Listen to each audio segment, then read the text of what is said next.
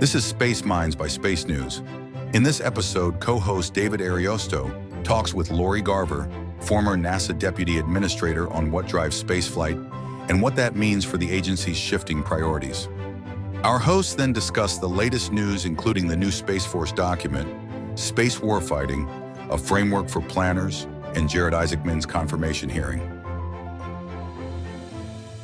Lori, it is good to see you again. Nice to see you, David. Yeah.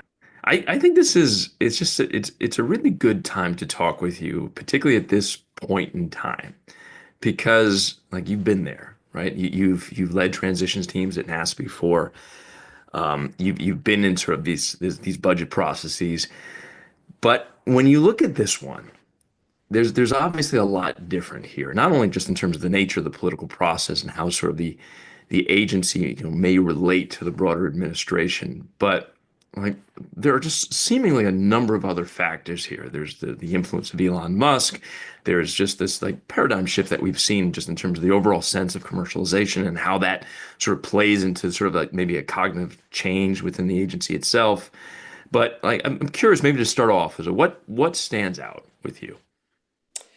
Sure. Well, it is an interesting time. There are similarities and there are differences. The things that stand out to me are I not only compare the transition activities, but the confirmation, having been through that as well. And to me, of course, there's more partisanship, but there is a surprising amount of parochialism that remains. Sure. For much of the second term of President Trump here, you're getting acquiescence to what he is proposing, and some of those things are very radical.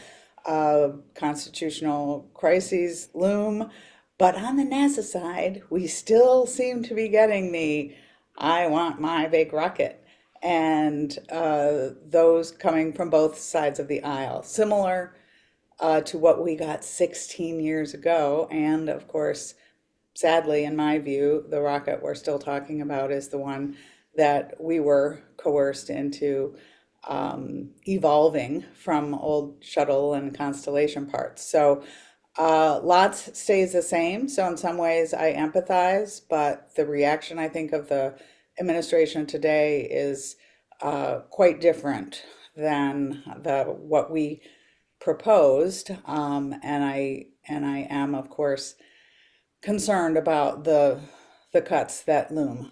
Yeah. You just sort of laid out a whole range of things I kind of wanted to get into, but since you mentioned SLS, as the Space Launch System, this is a sort of an age-old rocket. I've heard this described as a political rocket in some corners, because of the influence of its congressional champions in many ways. But we did have Artemis 1. We have Artemis 2 coming up. David Isaacman has talked about this and talked about sort of this potential dual approach with the moon and Mars, ostensibly, looking at least Artemis 2 and 3 in terms of their existing structures. But I'm wondering, when you saw that hearing, what stood out at you? Because it struck me that there was the official commentary, and then there was a couple things between the lines there that, if you parse some of those sentences, it sort of opened windows in terms of how he was thinking and maybe how the direction within the administration is oriented. Yeah, I think we were all sort of trying to read the tea leaves in the hearing. Yeah. And while I agree that the SLS is a political rocket, small p, we do have to, I continue to remind people, when it was developed, a lot of that was developed internal to NASA Sure. at the behest of congressional staff and leadership who didn't want those jobs from Constellation to go away.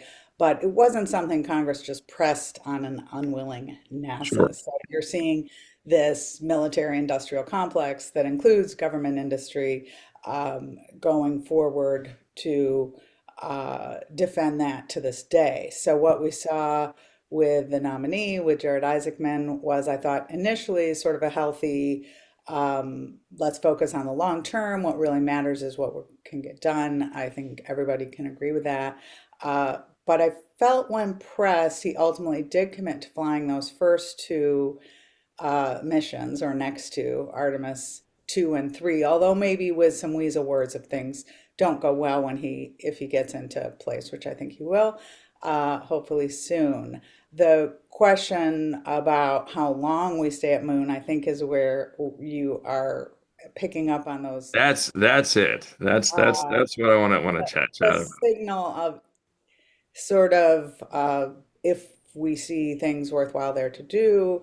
Um, because he's got a focus on Mars that is directed by the leadership of the country, the elected leadership of the nation. So he's allowed, and Congress, of course, is allowed to push back. Fascinating that they aren't pushing back on much else these days. Right, right. And let's like provide some context in terms of that, because he said, absolutely wants to see us, this is a quote, see us return to the moon. But then it's sort of in almost the same breath, he said, but NASA has to identify the scientific, economic, and national security value to being there. And, he only a couple minutes later during that same testimony, he said, I am very hopeful that we're going to essentially find value on the moon in order to support the ongoing lunar presence. And then, oh yeah, by the way, he also sort of questioned why it has taken so long at such great expense in terms of the initial structures. So, all of this strikes me as at very least question marks in terms of the nature of the trajectory. He did start off with saying that I don't think we need to make any tough trades. But if that's the path, then there's and you mentioned this a little bit in the beginning, there's naturally going to be some pretty significant cuts to make that happen. One would expect, and we've already sort of seen proposed cuts. And I'm wondering, like, not necessarily to go line item here, but the general shape of the organization is this. There's an emphasis now on exploration, human spaceflight, obviously commercial space stations that are coming online in the next 5 years. That seems to be a pretty marked departure in what we've seen, at least in terms of where the science budgets have been, and maybe sort of a reshifting of both budgetary priorities and sort of long-term goals. Yeah, first addressing the part of the testimony, thoughtful hedging, perhaps. Yeah. I do think that's the right frame to put our lunar ambitions in. Uh, he is aligned with those who want to go back to the moon before China gets there for the first time. And he wants to do it in a way that is sustainable. He acknowledged, which I think was just crystal clear, of course, he got no follow-up from the senators on it, that the SLS and Orion are not a sustainable way to go back to the moon. So, of course, you're going to then have to make a decision about how long you're going to try and press for the moon. Are you going to allow some of these new reusable systems to go? And that is dependent, of course, on information you get, how fast those vehicles go, and whether or not you're pressing to Mars. Seemed to me it's real clear we're pressing to Mars, Right. that in the sort of 10-pound bag that we're trying to put probably 25 pounds into, at least we know 5 pounds that are being removed, and that's space and earth science. Yeah. Uh, it's not nearly enough to be removed. They're still going to be overtaxed incredibly with the budget. Uh, that's a hard choice, and not one a lot of us would make, because it does seem to be one of those core government roles that isn't very quickly or thoroughly going to be taken by the private sector. But we're putting a lot out there to the private sector that I wouldn't have thought 10 years ago when we Yeah. did commercial crew, and before that cargo, would have been ripe for investment. The billionaires who are investing for personal reasons have really skewed the system. Uh, so it's not clear to me why you wouldn't have the government focus on those things where you're not seeing the commercial interest in investing. It's upside down right now, Yeah. and a lot remains to be seen, but decisions need to be made years before you actually get the return. And of course, Jared's going to be, as he should, in a hearing. And by the way, Charlie and I got nothing like the difficult questions that he got, but the decisions will have to be informed. And sure, Jared's done some studying, but at this point, he's kept outside of certain things. And whenever he gets in there, he'll dig in, and we may see some tougher choices having to be made. I mean, part of the rationale, part of the the nature of how to figure these things out was related to economic and strategic value, and that argument's very clear when you talk about Leo and Geo, right? It becomes a little bit less clear when you talk about the moon, a little bit less clear when you talk about Mars. I mean, obviously, there's the impetus of having a geopolitical rival that I think was just kind of coming into its own when you were at NASA, which was sort of like the inception of the China space program. But now, I mean, with these Chang'e missions and the broader blueprint for the solar system in terms of lunar presence and Mars presence, and some of these other sort of pushes towards asteroids and further out in the solar system, I do kind of wonder, is the broader play when we talk about strategic value, is this a national prestige push? Are there sort of real long-term considerations? I know we have things like helium-3 and water ice on the moon. Mars is even more rich in terms of its resources. But strategic value and economic supply chain, that those seem so long-term in terms of how they can potentially be viable, that it almost makes one think that this is like a broader, almost philosophical push in terms of what's driving the impetus towards this sort of long-held debate between the moon and Mars. And the questions of whether economics and national security play into that, it seemed, I mean, you have to stretch a little bit to kind of get there, at least in the immediate term. Yeah, I've been in the aerospace field now as a professional for 40 years, and the moon versus Mars, the commercial versus government have evolved over time. Lots of misinformation out there. I thought I was quoting in the book Neil Tyson as the reasons for human spaceflight are like the great cathedrals and the pyramids. You Right. do them for one of three reasons: fear, greed, and glory. Neil told me those weren't the words he used. He told me that before, so I got it correct in the book, but I use them now: fear, greed, and glory. So, of course, we fear competition. Uh, we went to beat the Soviets initially, and so much, especially of this hearing and what Jared says, is against the Chinese now for going back to the moon.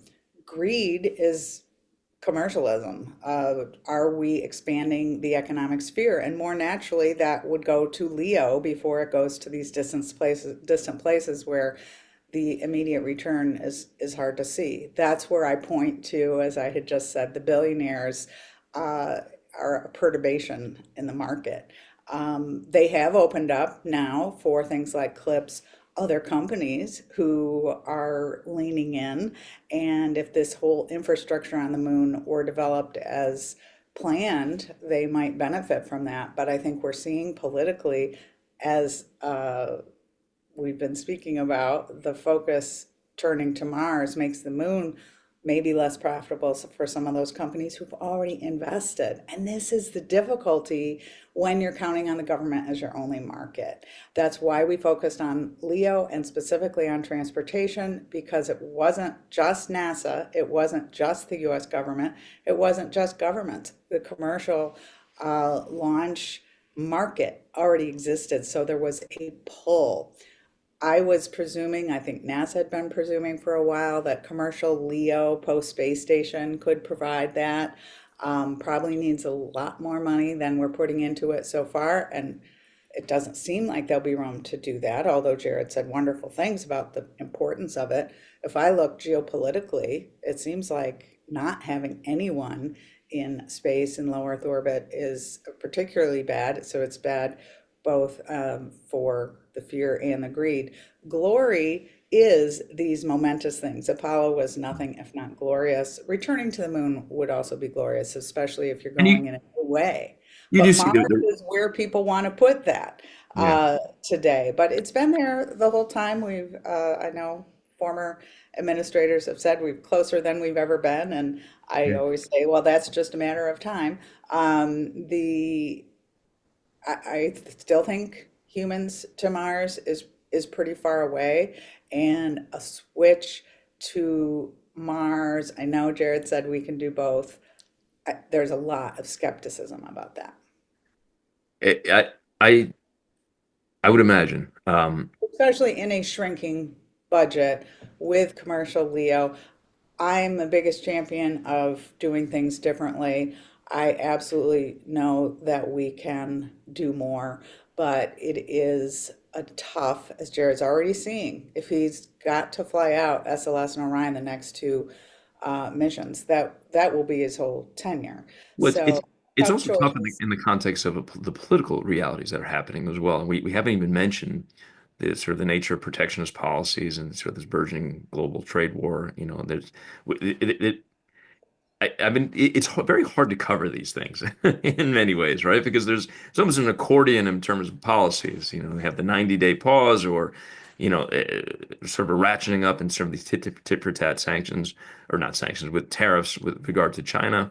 Um, and how that plays out in terms of all those companies that you just mentioned that get a lot of their raw materials and a lot of their, well, a lot of sort of the finite sort of processing aspects of what's instrumental in terms of aerospace engineering in the context of these bigger ambitions and all the sort of discussion and hype about a growing commercial industry.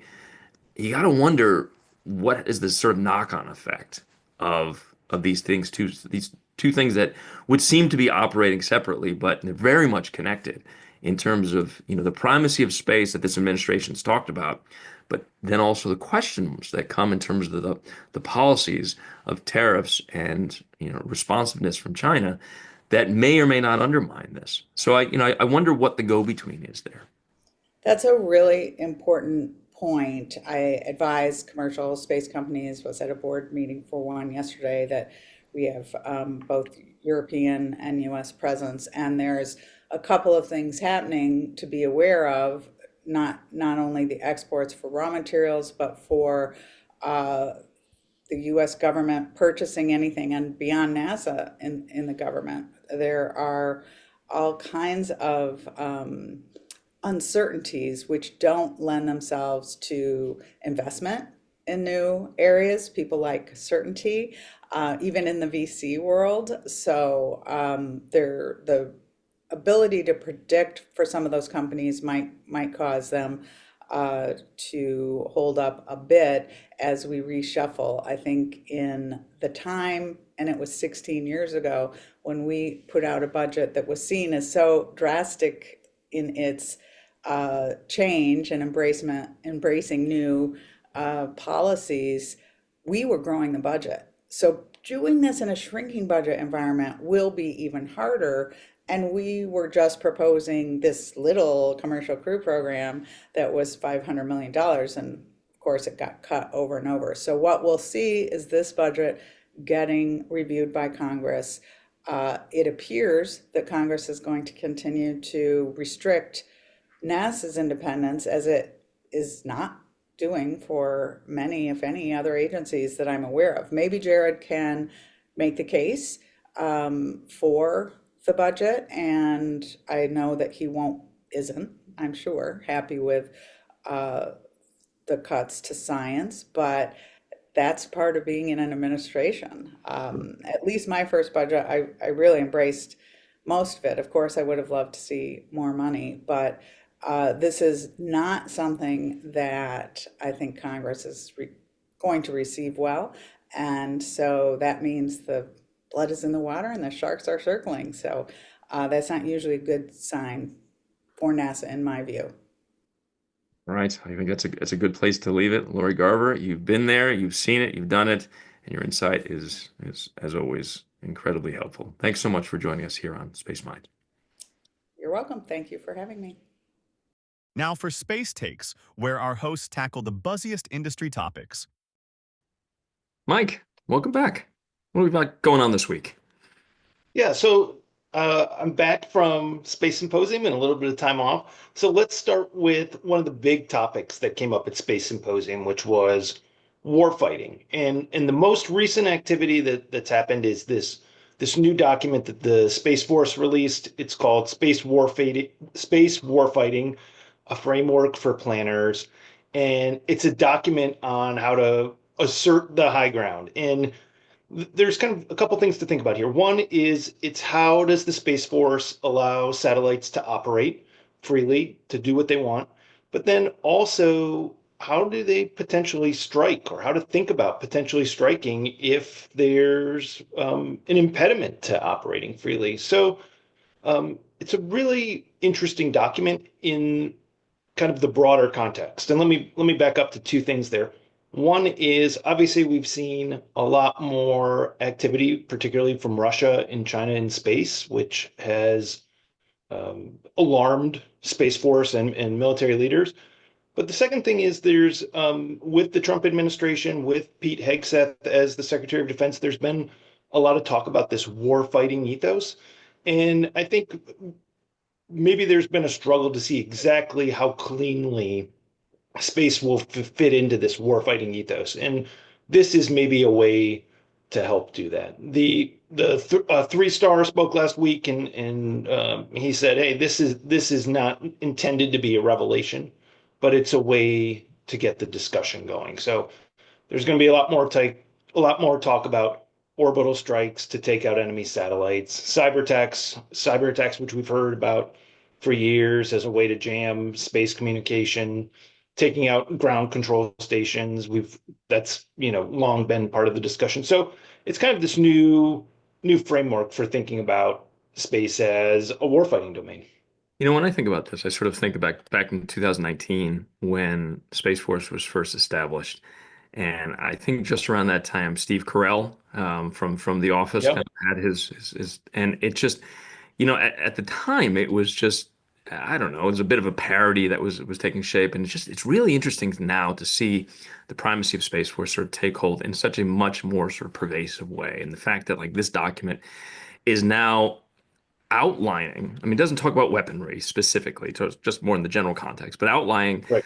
like how the United States might respond. And the reference is always to near peer rivals like China and Russia. And I wonder, and I'm curious of your take on this, but I wonder in the context of everything that China is doing, whether near peer is still, the emphasis on near in terms of all the developments that we've seen. Because I mean, China has reorganized its military structure.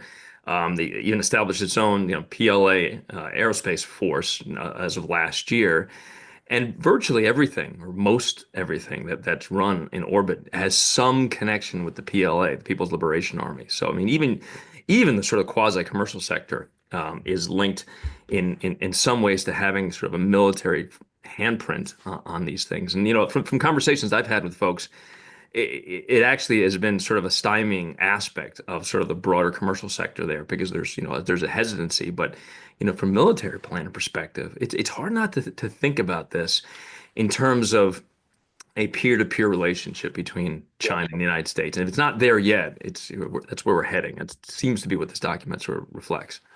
Yeah, and I think we've heard this term near peer for a really long time. And obviously the emphasis, as you said, is on near, because to say peer is an acknowledgement that maybe the United States is not leading in space, or not leading in military space. And so I think that's why that choice of words is always used. But again, at Space Symposium, we heard from General Saltzman, the top Space Force officer, and he said, in no uncertain terms, like, hey, this is an area where the Space Force has to lead. We're hearing a lot about this term space superiority, which gets back to what we talked about a little bit earlier, which is having this freedom to operate, and then having this freedom to make sure others can operate, and which could include some sort of strike. So It's a really interesting time, and I think it's going to be interesting to see, particularly how it evolves over the next,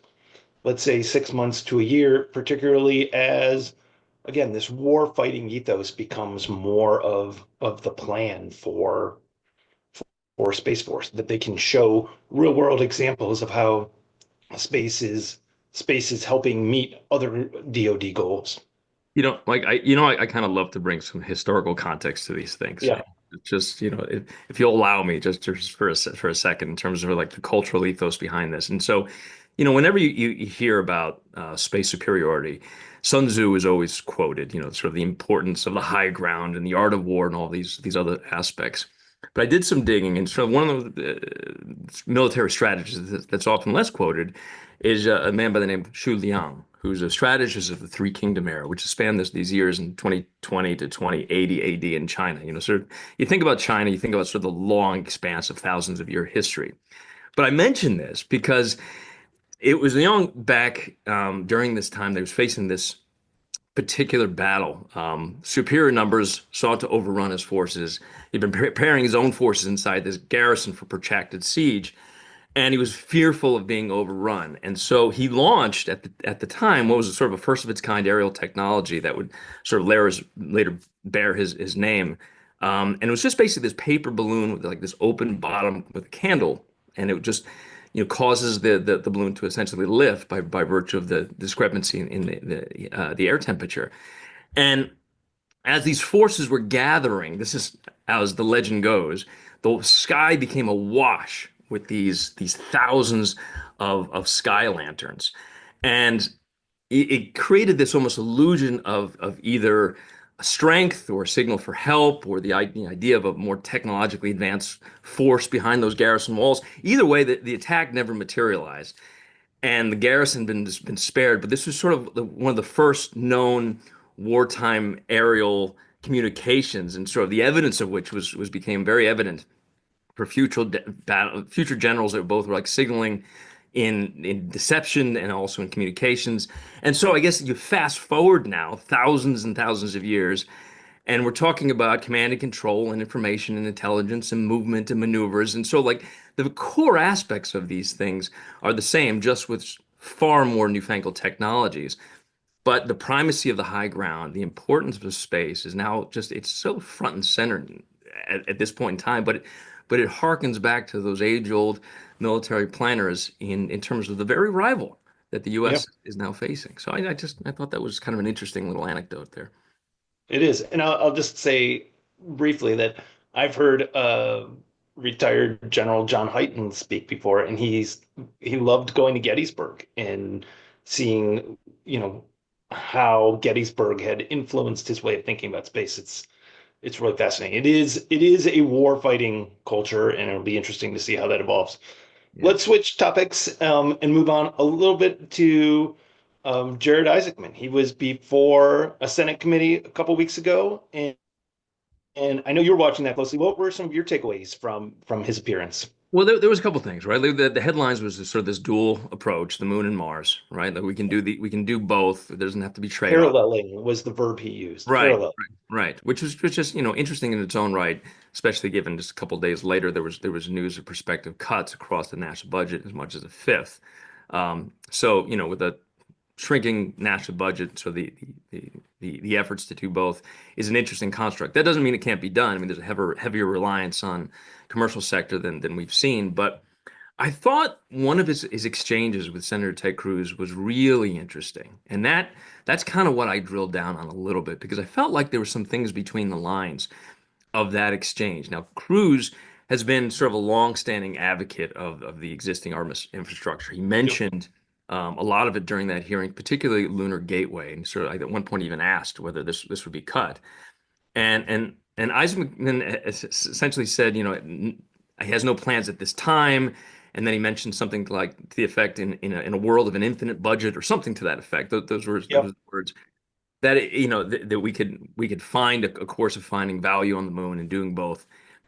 But it's just interesting to try to kind of read the tea leaves a little bit in terms of both the second inaugural address, in terms of what President Trump said in terms of Mars, as well as what Elon Musk has said in terms of the moon being a distraction. And then the nature of these so-called unlimited budgets that Isaacman had mentioned just days before news of planned cuts, it raises questions of a potential pivot. And I think that the interesting portion of that, and it'd be interesting to get your take on this, is that it's not new for administrations to come up and pivot, right? We saw this happen with the Obama administration and sort of canceling that Bush era Constellation program. And we saw President Trump later scrap Obama's asteroid mission in favor of like sort of sending astronauts on quote unquote deep space missions. But what's more unusual is when an administration shifts its own course. And this is a second administration. It's not the same as the first. Pretty discernible differences between the two of them. But it was President Trump who directed NASA toward that moon first, then Mars strategy.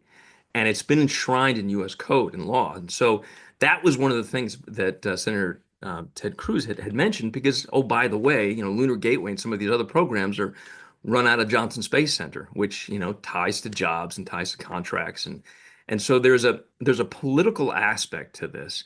And the sort of the muscle within Congress to kind of stand up and say, hey, wait a minute. What are we doing?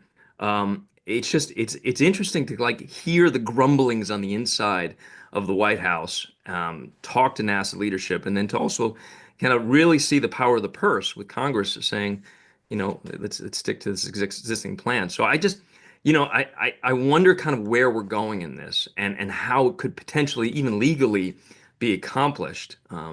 Congress giveth and Congress taketh away, right? So it could change. But Right. I don't know what were You know, your it's you have to read. I don't want to say read between the lines, but I parsed some of that testimony pretty carefully, and maybe that's unfair because maybe it's not meant to be looked at that closely. But one thing Isaacman said was we will prioritize sending American astronauts to Mars, and along the way we will inevitably have the capabilities to return to the moon. That along the way to me made that seem like, hey, the moon sounds an awful lot like a second priority there. Later, he said we could be paralleling these efforts to go to the moon versus Mars and doing the near impossible. And, that just struck me as kind of setting expectations for saying this, we can't do it that way. It's not going to work. Like we can try, but the chances of success might not be there. So, I think you're right. I think it's going to be very interesting to see where Congress comes down on this, how strongly they feel about the moon versus Mars. Um, it's also just from like a technological perspective to land. I mean, we saw this with the Intuitive Machines landing. yeah, It is really hard to land on the lunar South Pole. And I think like there's this impression given because we had all the successful Apollo missions and we've seen subsequent missions by India and China and the rest of it that this can just be done. And I mean the topography and the lack of sunlight and just the nature of extreme temperature shifts and it's simply like the communications aspects. I mean all of these things are just I mean it's just so much more difficult than landing on other yeah, parts of the moon. Questions regarding to how that differential exists between landing on Mars and moon are sort of that's an open for debate question. But like none of this is a foregone conclusion. And right. it's interesting to see the administration sort of grapple with this almost in real time, almost in full public display. Yeah, and I think that's going to play out over the next couple months as we see budgets and as we see budget hearings, and um, we'll see what happens. But it certainly appears to be a point of conflict and tension. Yeah. All right, let's I talk about want to I want to talk about one other oh, okay. story, and there's kind of a saying in journalism where there's always a local angle, right? Or in this case, there's always a space angle. And obviously, as we're recording this, the Pope died earlier this week, and I was curious. I was like, what did this Pope say about space? How did he think about it? And so, went to the Google machine and was curious, but I found this story, and it was just something I think that for me, got lost, over the last couple of years. But there was a satellite from Italy's National Research Center that launched, I believe, in 2023. It was a small satellite made by the Polytechnic University of Turin. It went into a sun-synchronous orbit, and there was a small silicon plate, roughly 2 by 2 millimeters, that contained an engraving in binary code of the Pope's words and photos from a speech he gave in St. Peter's Square, kind of during the height of the pandemic. And it was part of a mission promoted by the Vatican's uh, communications department for, to talk about guardians of hope. And it was just kind of I don't know, I thought that was really interesting and an unusual move by the Vatican and by the Pope, but kind of gets into, you and I always talk about the wonder of space. And I think that's one of those unexpected players where you don't really think of the Vatican as a space country in that regard. Yeah. Well, the words of the Pope are circling within the cosmos now. So it's Right. interesting stuff. Great. Well, thanks so much for joining us. We want to hear from you. We can be reached at spaceminds@spacenews.com. Thanks so much for watching. I'm Mike Bruce. And I'm David Ariosto. Thanks for watching. Thanks for listening. You've been right here on Space Minds, and see you next time.